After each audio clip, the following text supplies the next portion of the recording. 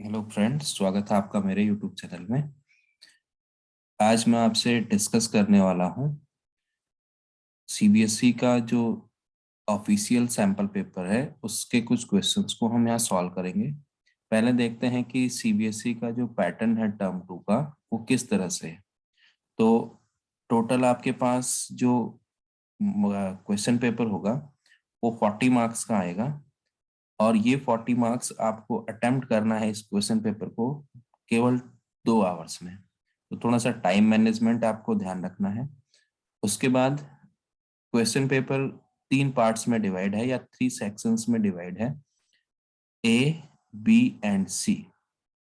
First section में 6 short answer type questions आपको मिलेंगे जो हर एक क्वेश्चन 2 मार्क्स का होगा। In second section, that is section B, we have 4 short answer type questions and each carry 3 marks.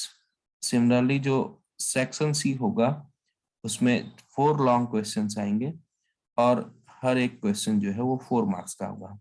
तो I it's means कि हमें टोटल जो है 14 क्वेश्चंस अटेम्प्ट करने हैं और कुछ क्वेश्चंस में इंटरनल चॉइस होगी। लास्ट जो क्वेश्चन होगा, क्वेश्चन नंबर 14, वो हमारे पास केस बेस्ड प्रॉब्लम होगा जिसे हम कहते the value based question. Junior classes में इसको बोलते थे वैल्यू बेस्ड क्वेश्चंस, इसी का नाम है केस बेस्ड प्रॉब्लम। इस केस बेस्ड प्रॉब्लम में आपको कोई कंडीशन दिया होगा या कोई पैरा टाइप का क्वेश्चन दिया होगा और उसके अंदर जो है आपके पास 2 क्वेश्चन पूछे जाएंगे। हर क्वेश्चन जो इस वैल्यू बेस्ड क्वेश्चन में पूछा जाएगा वो 2 मार्क्स का होगा। मींस वैल्यू बेस्ड प्रॉब्लम तो एक ही होगी लेकिन इस प्रॉब्लम पे बेस्ड 2 क्वेश्चन आपको पूछे जाएंगे और हर एक क्वेश्चन का मार्क्स जो है वो 2 मार्क्स का होगा। तो चलिए आज मैं आपको इस वीडियो में ये डिस्कस करेंगे कि सेक्शन ए के जो क्वेश्चन है 6 क्वेश्चन वो कैसे हम सॉल्व करेंगे जो सीबीएसई ने रिलीज किया है अपना सैंपल पेपर ऑफिशियली, उसके क्वेश्चंस को। तो स्टार्ट करते हैं। फर्स्ट क्वेश्चन हमारे पास है इंटीग्रेशन से है, integration of log x upon 1 plus log x का होल स्क्वायर। अब अगर आपको सॉल्व करना है इस क्वेश्चन को तो ये है आपके पास integration of log x upon 1 plus log x का होल स्क्वायर और dx। अब सबसे पहले हमें इस पे सब्स्टिट्यूशन लगाना पड़ेगा। तो अगर मैं नीचे वाले को पूरे को t रखता तो 1/x dx dt होता, लेकिन फिर से log x प्रॉब्लम क्रिएट करेगा। तो हम करते क्या है इस क्वेश्चन में कि log x को थोड़ी देर के लिए t ले लेते हैं। तो अगर मैं log x को थोड़ी देर के लिए t सब्स्टिट्यूट करता हूं तो log x का डिफरेंशिएशन हो जाएगा 1/x और t का डिफरेंशिएशन x के रेस्पेक्ट में हो जाएगा dt/dx। तो यहां से अगर मैं चेंज करना चाहूं तो dx को इधर ले आता हूं और x को उधर ले जाता हूं तो मेरे पास बन जाएगा dx is equal to x dt। अब देखिए जैसे ही मैं log x को t सब्स्टिट्यूट करूंगा तो डेनोमिनेटर तो ठीक है वो आपका चेंज हो जाएगा t के टर्म्स में, लेकिन जो न्यूमिनेटर है उसमें log x है उसकी जगह मैं t रख लूंगा, लेकिन dx की जगह जब मैं x dt रखूंगा तो मुझे फिर से x को चेंज करना पड़ेगा। और अगर मेरे पास log x की वैल्यू t दे रखी है या मैंने अज्यूम की है तो यहां से मैं एंटी लॉग जब लूंगा तो ये बन जाएगा x is equal to E to the power t। Antilog लेना मीन्स लॉगरिथम को जो है एक्सपोनेंशियल फंक्शन में चेंज करना। अभी इसका बेस e होता है, जब भी आप इधर से लॉग हटाते हैं तो ये e की पावर में चले जाता है। एक्चुअल में लॉगरिथम कुछ नहीं है, ये एक्सपोनेंशियल फंक्शन को लॉगरिथम फंक्शन में चेंज करना है। तो अब सारे के सारे वैल्यूज को मैं चेंज कर सकता हूं, तो यहां भी मैं अब dx को जो है वो रिप्लेस कर सकता हूं e की पावर t dt से। तो मुझे अपने क्वेश्चन में 2 सब्स्टिट्यूशन अप्लाई करने पड़ेंगे। log x की जगह जहां जहां log x है वहां t रख दूंगा और जहां dx है वहां e की पावर t dt रख दूंगा। अब जैसे ही मैं चेंज करूंगा तो ऊपर log x था, इसकी जगह हो जाएगा t अपॉन 1 प्लस फिर से log x है तो इसकी जगह t और इसका होल स्क्वायर। फिर आपके पास है dx और dx की जगह हो जाएगा e की पावर t dt। अब हमें इस क्वेश्चन को आगे इंटीग्रेट करना है।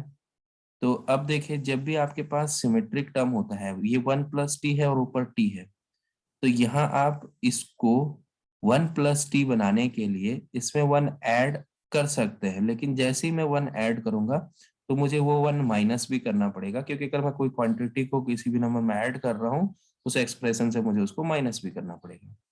तो यहाँ पे मेरे पास बन जाएगा इंटीग्रेशन ऑफ, अगर मैं t मेरे पास पहले से था, इसमें +1 भी कर रहा हूँ और -1 भी कर रहा हूँ तो कोई चीज नहीं आएगा, और डिनोमिनेटर मेरा 1 + t का होल स्क्वायर अपनी जगह है e to the power t dt as it is.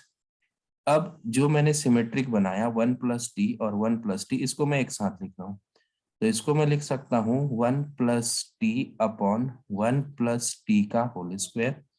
लेकिन जब ये -1 वाला टर्म है तो ये अलग मैं लिख रहा हूँ और इसको ऐसे तोड़ रहा हूँ -1 अपॉन 1 + t का होल स्क्वायर, क्योंकि डिनोमिनेटर दोनों के अपॉन में है, और इस पूरे के बाहर से मेरे पास मल्टीप्लाई में था e की पावर t dt।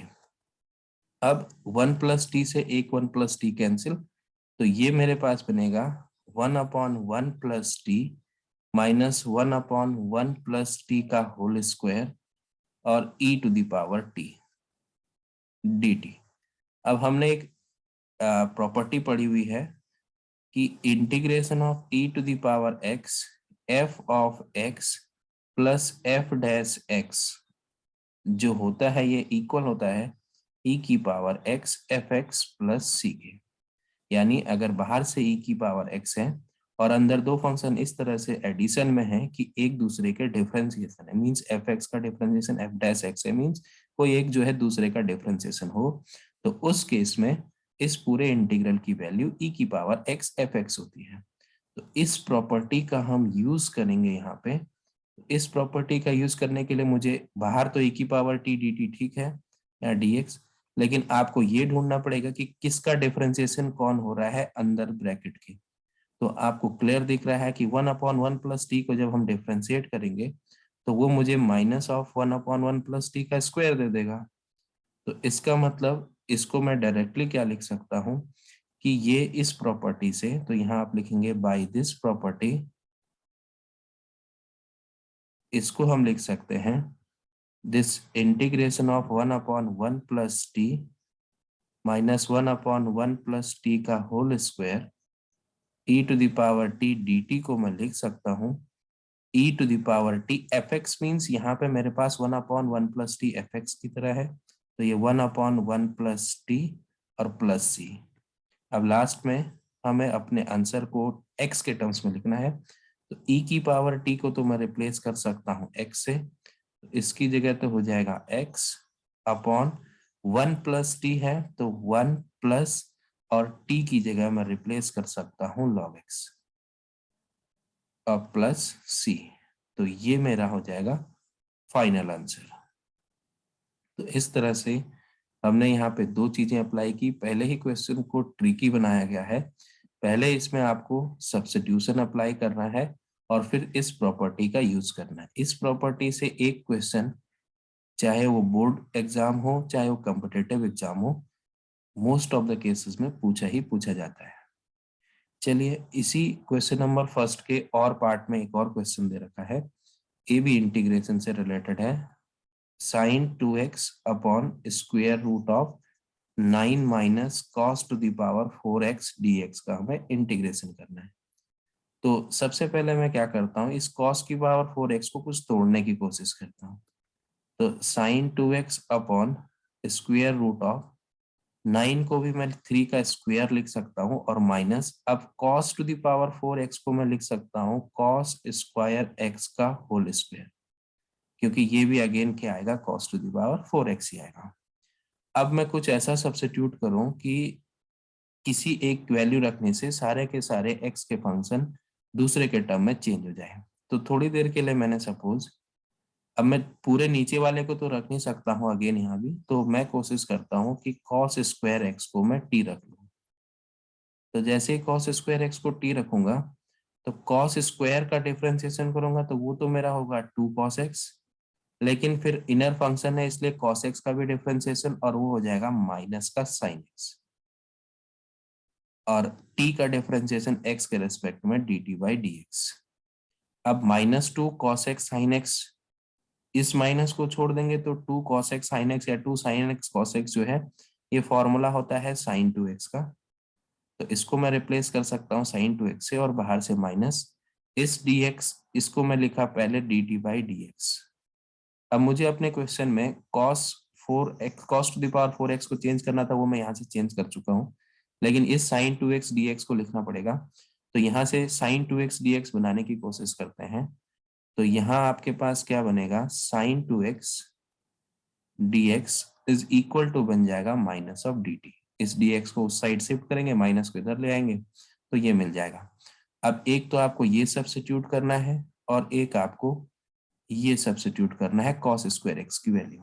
तो अब जब आप चेंज करेंगे तो sin 2x dx तो आपका माइनस dt बन जाएगा, और अपॉन में आपके पास स्क्वायर रूट के अंदर 3 स्क्वायर तो अपनी जगह, यहाँ आपने cos स्क्वायर x को t रखा और उसका भी होल स्क्वायर है, तो इसलिए ये बन जाएगा t स्क्वायर। अब मैं इसको लिख सकता हूँ माइनस बाहर dt upon square root of 3 square minus t square. अब ये एक फॉर्म बन गई है इंटीग्रल की, वो क्या होती है, integration of dx upon square root of a square minus x square is always equal to sine inverse x by a plus c। तो ये आपका इंटीग्रल का फॉर्मूला है जो यहाँ अप्लाई होगा। तो अब हम क्या करेंगे, कंपेयर करेंगे अपने इस एक्सप्रेशन को इस फॉर्मूले से। तो हमें यहाँ पे a की जगह 3 और x की जगह t है, तो इसलिए जो इसका इंटीग्रल हो जाएगा वो minus outside as it is रहेगा। यहाँ पे आपके पास हो जाएगा sine inverse, in place of x हमारे पास t है, और अपॉन में a की जगह हमारे पास 3 है, तो ये बन जाएगा t बाई 3 प्लस सी। अब एंड में फिर से सब्स्टिट्यूशन अप्लाई करेंगे, तो साइन इनवर्स t की जगह हमारे पास है cos स्क्वायर x, तो sine inverse cos square x upon 3 plus C, ये हमारा रिजल्ट हो जाएगा। ये था हमारा फर्स्ट क्वेश्चन का और पार्ट। अब देखते हैं सेकंड क्वेश्चन। बहुत आसान question, write the sum of order and degree of the following differential equation. ध्यान रखिएगा पेपर में कभी कभी आप इस लाइन को पढ़ना भूल जाएंगे, या इस sum of the order and degree of following equation.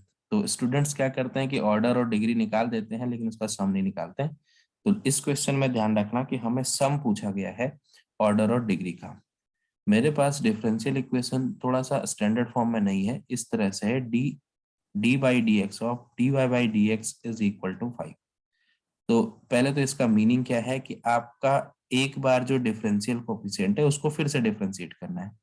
तो जब आप दो बार किसी चीज को डिफरेंशिएट करते हैं तो वो आपको जनरली क्या दे देता है, simply d2y by D X square दे देता है इक्वल टू 5। ये मेरी अब स्टैंडर्ड इक्वेशन हो गई। अब तो हम इसका आराम से निकाल सकते हैं ऑर्डर और डिग्री।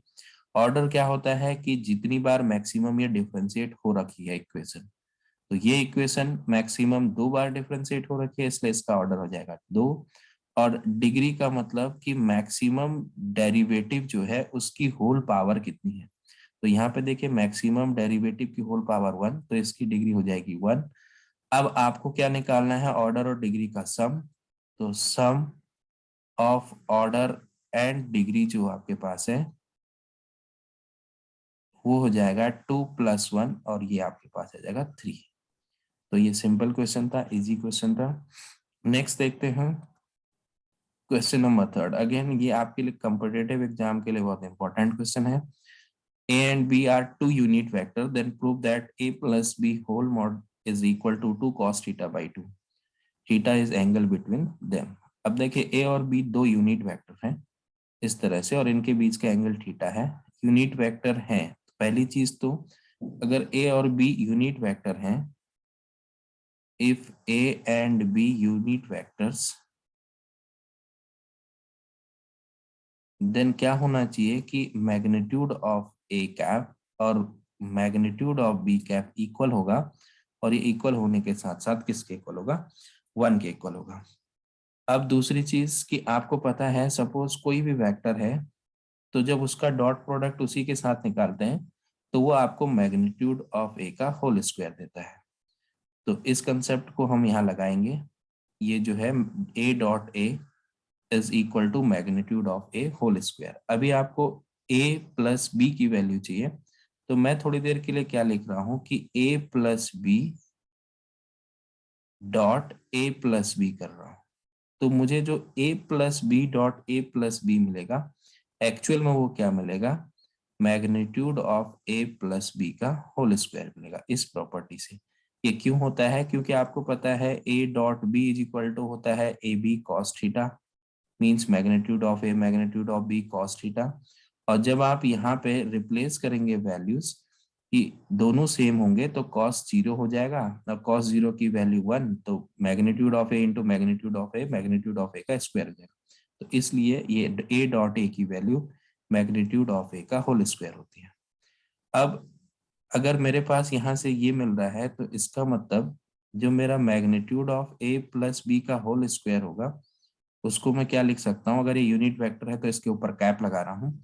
तो ए डॉट ए, पहला पॉइंट तो यही होगा कि A cap dot A cap, फिर plus A cap dot B cap, A cap dot B cap, फिर बी डॉट ए, तो B cap dot A cap, और फिर बी डॉट बी, तो ये बन जाएगा बी डॉट बी।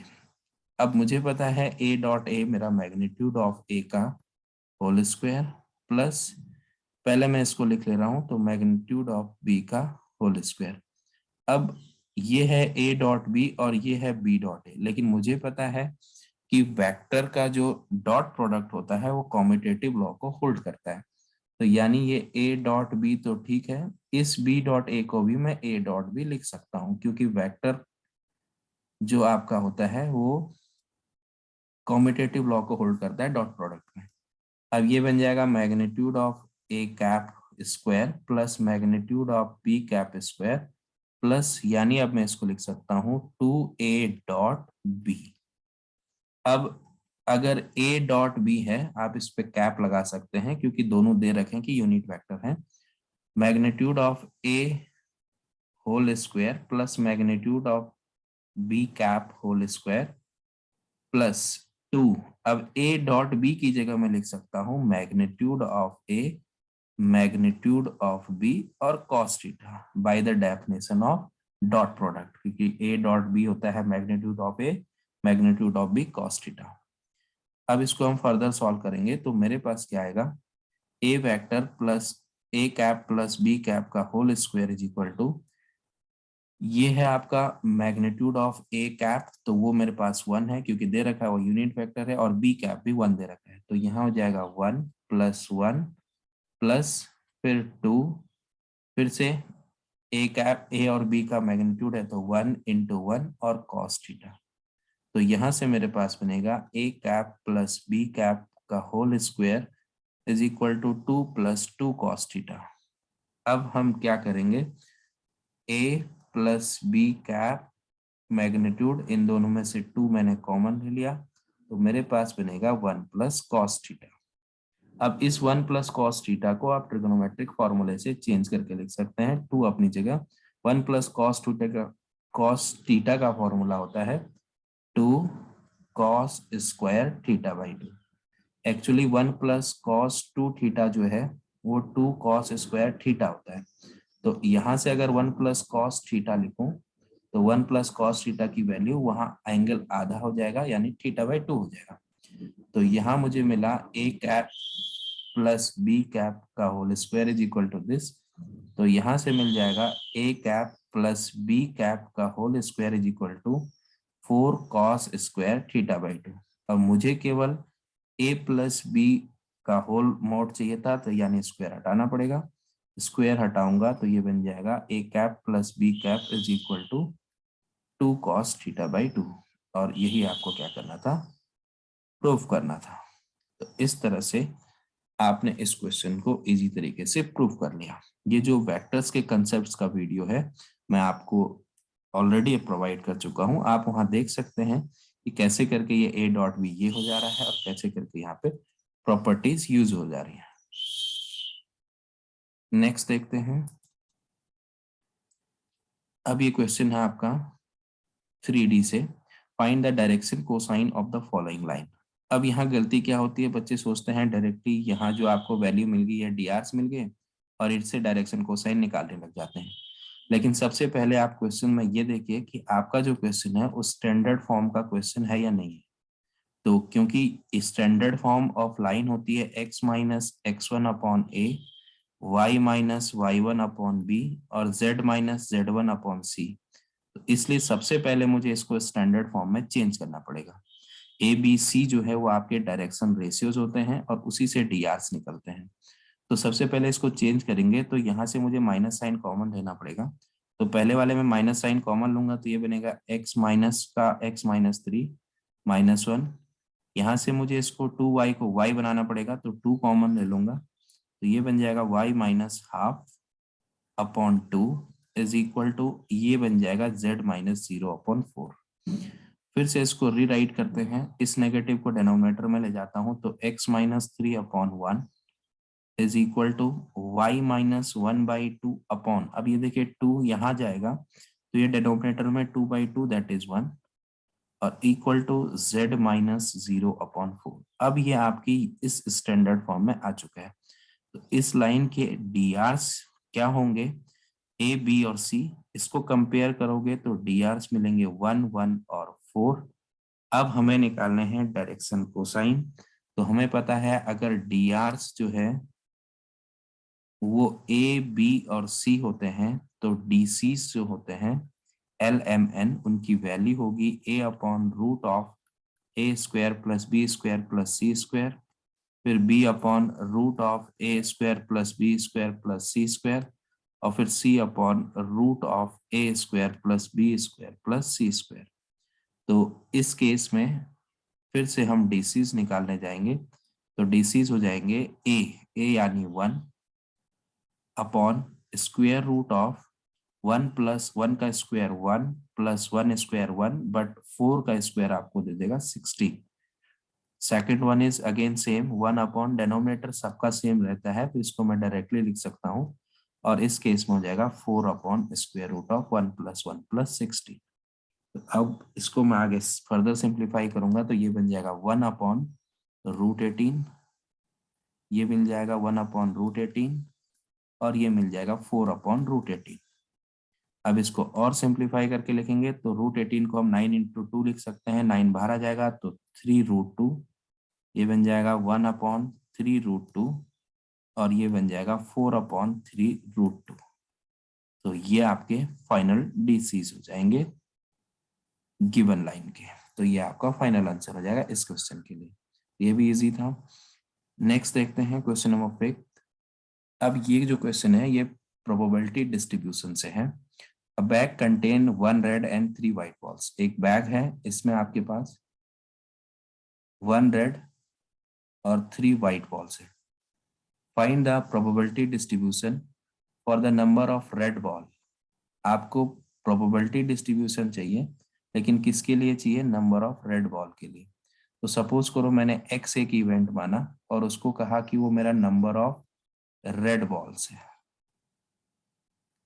अब बॉल कितनी ड्रॉ हो रही है, if 2 balls are drawn at random from the bag 1 by 1। लेकिन यहाँ पे बहुत इंपॉर्टेंट चीज कि जो बॉल ड्रॉ हो रही है वो 1 by 1 है और विदाउट रिप्लेसमेंट है, यानी जो बॉल आपने एक बार ही ड्रॉ कर ली उसको आप दोबारा नहीं रखेंगे बैग के अंदर।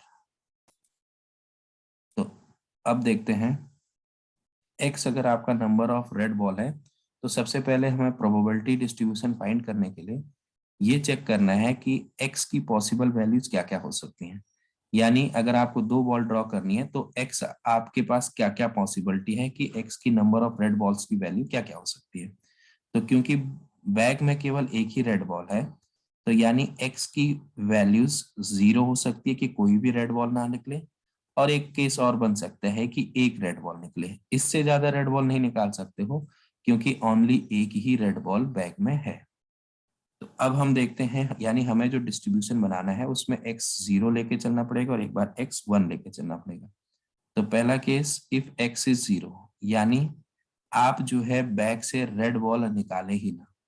तो इसका मतलब है कि उस केस में आप क्या करेंगे, पहली बार प्रोबेबिलिटी निकालेंगे किसकी, व्हाइट बॉल की, और फिर से सेकंड अटेम्प्ट में भी आप कौन सी बॉल निकालेंगे, व्हाइट बॉल ही निकालेंगे, क्योंकि x0 मतलब रेड बॉल निकली ही ना। तो रेड बॉल निकले ही ना तो दोनों बॉल आपकी व्हाइट निकलेंगी। तो इसलिए probability of white 1 into probability of white 2 हो जाएगा। अब आप क्या करेंगे, पहले ये निकालेंगे कि पहले अटेम्प्ट में व्हाइट बॉल निकलने की प्रोबेबिलिटी क्या होगी। तो व्हाइट बॉल है 3, टोटल बॉल है 4, तो पहले अटेम्प्ट में तो हो जाएगा 3/4 इंटू, अब दूसरी बार जब हम व्हाइट बॉल निकालेंगे, क्योंकि ये विदाउट रिप्लेसमेंट है, और विदाउट रिप्लेसमेंट में क्या होता है कि जो बॉल आपने निकाली उसको आप दोबारा उसमें पुट नहीं करेंगे। तो 3 व्हाइट बॉल में से एक व्हाइट बॉल निकल चुकी है, तो अब बचेगा 2, और अपॉन में भी टोटल में भी एक बॉल कम हो जाएगी, तो वो बचेगी आपके पास 3। तो आप इसको कैंसिल कर लेंगे, तो 2/4, और 2/4 is nothing else but 1/2। Next है कि जब आपके पास एक रेड बॉल होगी, तो अगर एक रेड बॉल होगी तो क्या केसेस बनेंगे, यहाँ पे दो तरह से आप एक रेड बॉल को निकाल सकते हैं। कैसे, कि पहले अटेम्प्ट में रेड निकले लेकिन दूसरे अटेम्प्ट में व्हाइट निकले, या एक और केस बन सकता है कि पहले अटेम्प्ट में व्हाइट निकले और दूसरे अटेम्प्ट में रेड निकले। अब इसके लिए क्या करेंगे, अगर पहले अटेम्प्ट में रेड निकाल रहे हैं तो रेड बॉल है 1, फेवरेबल आउटकम्स टोटल हो जाएंगे 4, लेकिन अब आप रिप्लेस कर नहीं कर रहे हैं, विदाउट रिप्लेसमेंट है, लेकिन बॉल आप व्हाइट निकाल रहे हैं। तो रेड पहले निकली थी इसलिए आप व्हाइट निकालने पे कोई फर्क नहीं पड़ेगा, तो वो तो आपका 3 रहेंगे, लेकिन टोटल पे फर्क पड़ जाएगा और वो आपके 3 हो जाएंगे। और मीन्स प्लस, व्हाइट पहले निकालेंगे तो फिर से 3/4, लेकिन रेड बाद में निकालेंगे तो 1/3। अब आप इसको कैंसिल कर लेंगे, 3 3 कैंसिल, तो 1/4 प्लस 1/4, तो ये आपको मिल जाएगा 2/4, और ये आपको मिल जाएगा 1/2। अब आपको एक टेबल बनाना होता है प्रोबेबिलिटी डिस्ट्रीब्यूशन का, जिसमें आप एक तरफ लेते हैं x, दूसरे कॉलम में लेते हैं प्रोबेबिलिटी ऑफ x। x की पॉसिबल वैल्यू थी 0, उस केस में प्रोबेबिलिटी थी 1/2। जब x की वैल्यू 1 थी तो तब भी 1/2। तो ये आपका प्रोबेबिलिटी डिस्ट्रीब्यूशन हो गया। नेक्स्ट देखते हैं लास्ट क्वेश्चन इस सेक्शन का, फिर से प्रोबेबिलिटी से रिलेटेड है। Two cards are drawn at random from the 52 cards 1 by 1 without replacement. फिर से क्वेश्चन दिया 1 by 1 लेकिन विदाउट रिप्लेसमेंट का। What is the probability of getting first card red, first card red होना चाहिए और सेकंड कार्ड जैक होना चाहिए। तो आपको पता है कि 52 कार्ड में से 26 जो है वो रेड कलर के होते हैं और 26 ब्लैक कलर के। और अगर आप जैक की बात करते हैं तो 4 आपके पास जैक होंगे, जो 2 आपके पास रेड जैक होंगे और 2 आपके पास ब्लैक जैक होंगे। अब आपको 1 by 1 और विदाउट रिप्लेसमेंट है, फिर से वही चीज यहाँ भी है कि जो कार्ड आप पहले निकाल लेंगे उसको दोबारा डेक में नहीं रिप्लेस करेंगे। आपको प्रोबेबिलिटी चाहिए कि पहला कार्ड रेड हो और दूसरा कार्ड जैक हो। तो इस केस में क्या होगा, देखिए probability of red first and second आपके पास जैक हो, इसकी प्रोबेबिलिटी आपको चाहिए। तो इसके लिए भी आपके पास दो केसेस बनेंगे कि सपोज करो पहले केस में आपने क्या किया कि आपने जो कार्ड ड्रॉ किया वो रेड तो किया बट वो नॉन जैक किया। दो केसेस आपके पास हो सकते हैं कि पहले केस में आपने रेड कार्ड ड्रॉ किया लेकिन वो नॉन जैक किया, और अगर आपने रेड कार्ड नॉन जैक किया तो दूसरा तो आपको लाना ही है कि वो जैक होगा। लेकिन यहाँ एक और केस बन सकता है, और पहले केस में आपने क्या किया, जैक ड्रॉ किया और वो भी रेड कलर का, और दूसरे केस में फिर आपने क्या किया कि जैक ड्रॉ किया।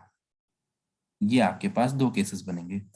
अब probability of non jack card of red colour, तो आपको पता है 26 रेड कलर के कार्ड होते हैं, इसमें से 2 जैक के होते हैं, तो नॉन जैक रेड कार्ड कितने हो जाएंगे हमारे पास 24। तो वो हमारा हो जाएगा 24 अपॉन टोटल आपको पता है 52। फिर से अब ये विदाउट रिप्लेसमेंट है तो टोटल कार्ड जो बचेंगे डेक में एक कार्ड निकालने के बाद वो बचेंगे 51। यहाँ पे क्या होगा, जैक चाहिए, वो भी क्या होना चाहिए, नॉन रेड होना चाहिए। मतलब अब यहाँ ये नहीं दिया है कि कैसा होगा, तो जैक जब एक निकला, जो वो जैक निकला ही नहीं है, नॉन, जो आपका कार्ड निकला है वो रेड निकला लेकिन नॉन जैक निकला, यानी वो जैक नहीं था। तो आपके पास जो टोटल बचे होंगे यहाँ पे चांसेस, वो कितने बचेंगे, 4, क्योंकि आपने अभी तक जैक का कोई भी कार्ड निकाला ही नहीं है। फिर और मींस प्लस, अब यहाँ आप जैक निकाल रहे हैं और वो भी रेड कलर का, तो रेड कलर के जैक होते हैं 2 अपॉन, और टोटल कार्ड आपके पास है 52। लेकिन फिर आपको जैक निकालना है।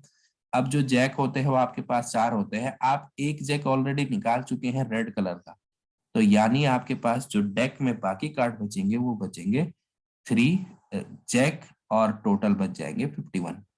इसको ध्यान से देख लीजिएगा, रेड नॉन जैक होने का मतलब कि जैक नहीं होना चाहिए लेकिन रेड कार्ड होना चाहिए। आपके पास 26 रेड थे, 2 रेड जैक थे, ये हटा दीजिए तो 24 आएगा, तो वो तो आपका 24/52। सेकंड केस में आपको जैक विड्रॉल करना है या जैक निकालना है, तो जैक होते हैं आपके पास 4, अभी आपने एक भी जैक नहीं निकाला इसलिए 4/51। फिर वही चीज यहाँ, रेड जैक होते हैं आपके पास 2, तो 2/52, और आपने दूसरे अटेम्प्ट में जैक निकालना है, तो पहले अटेम्प्ट में आपने रेड जैक निकाला है 2/52, एक कार्ड निकला होगा, अब उसको विदाउट रिप्लेसमेंट तो रिप्लेस नहीं करेंगे, इसलिए दूसरे बार चांसेस बन जाएंगे 3/51। अब इसको हम सॉल्व कर लेंगे, तो ये आपको यहां से दे देगा, एक कैंसिल हो जाएगा 4 से, तो 4 2 से 2 टाइम्स, और ये भी आपके पास 26 टाइम। यहाँ आपके पास ये 3 17 टाइम्स कैंसिल हो जाएगा, और ये आपके पास 26 टाइम कैंसिल हो जाएगा।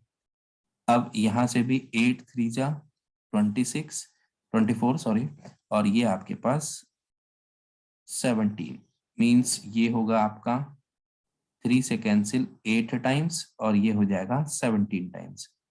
फिर आपके पास बनेगा ये, इनको अब आप सॉल्व कर सकते हैं मल्टीप्लाई करके, तो ये आपके पास दे देगा 8 इंटू 2/26 इंटू 17 प्लस 1/26 इंटू 17। तो इसको और फर्दर सिंप्लीफाई करेंगे, तो ये बन जाएगा 16/26 इंटू 17 प्लस 1/26 इंटू 17। तो फाइनली आपके पास आएगा 16 प्लस 1/26 इंटू 17, तो ये आ जाएगा 17/26 इंटू 17, 17 कैंसिल आउट, तो ये आपको दे देगा 1/26। तो ये आपकी रिक्वायर्ड प्रोबेबिलिटी हो जाएगी इस केस में। इस तरह से आज हमने देखे कि सेक्शन ए के 6 क्वेश्चन हम किस तरह से अटेम्प्ट कर सकते हैं।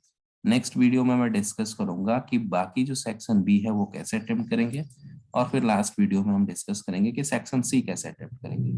अगर आपको अपने बेसिक्स कंसेप्ट्स को क्लियर करना है तो मैंने वेक्टर अलजेब्रा और बाकी डिफरेंशिएशन इंटीग्रेशन के कुछ वीडियो अपलोड कर रखे हैं, वहां से आप क्लियर कर सकते हैं, तो आपको क्वेश्चंस करने में आसानी होगी।